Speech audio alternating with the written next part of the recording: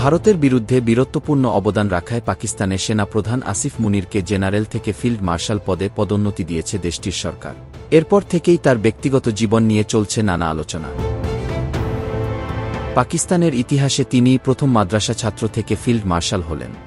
শুধু তাই নয়, আসিফ মুনির কুরআনের হাফেজও। পাকিস্তানি সংবাদ মাধ্যম মানি কন্ট্রোল এক প্রতিবেদনে জানায়, পাকিস্তানের আগের যেসব সেনাপ্রধান ছিলেন তাদের প্রায় সবাই সামরিক বা উচ্চপদস্থ অথবা আমলা পরিবার থেকে এসেছেন। কিন্তু ফিল্ড মার্শাল আসিফ মুনির এসেছেন সাধারণ পরিবার থেকে। তার বাবা ছিলেন একটি স্কুলের প্রিন্সিপাল। 1947 সালে তিনি ভারতের পাঞ্জাবের জালান্দার থেকে পাকিস্তানে চলে যান। স্কুলে শিক্ষকতার পাশাপাশি তিনি মসজিদের ইমামও ছিলেন। ফিল্ড মার্শাল আসিফ মুনির রাওয়ালপিন্ডির মার্কাজ মাদ্রাসা দারুল তাওহিদে নিজের শিক্ষাজীবন শুরু করেন, যার অর্থ তিনি ধর্মীয় আবহে বেড়ে উঠেছিলেন। মাদ্রাসায় পড়াশোনা সত্ত্বেও তিনি অ্যাবাটোবাদের পাকিস্তান মিলিটারি একাডেমি থেকে নিজের গ্র্যাজুয়েশন সম্পন্ন করেন।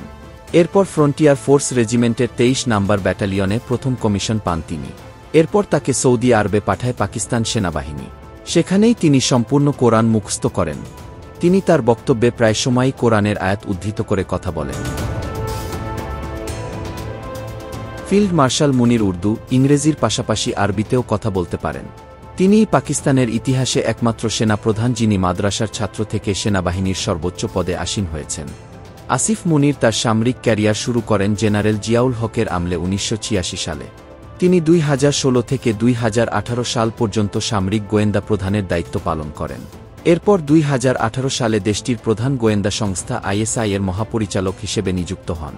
কিন্তু তৎকালীন প্রধানমন্ত্রী ইমরান খানের সঙ্গে দ্বন্দ্বে জড়িয়ে মাত্র 8 মাসের মাথায় এ পদ হারান। তাদের দ্বন্দ্ব এতটাই বেশি ছিল যে ইমরান খান প্রকাশ্যে মুনিরের সমালোচনা শুরু করেন। ISI প্রধানের পদ থেকে অপসারণের পর তাকে XXX কর্পসের কমান্ডারের দায়িত্ব দেওয়া হয়। পরবর্তীতে কোয়ার্টার মাস্টার হন তিনি। তবে 2022 সালে অনাস্থা ভোটে ইমরান খান প্রধানমন্ত্রিত্ব হারালে তাকে সেনাপ্রধান হিসেবে নিয়োগ দেয় শেহবাজ শরীফ সরকার। এরপর তিনি দেশটির সবচেয়ে ক্ষমতাবান মানুষে পরিণত হন।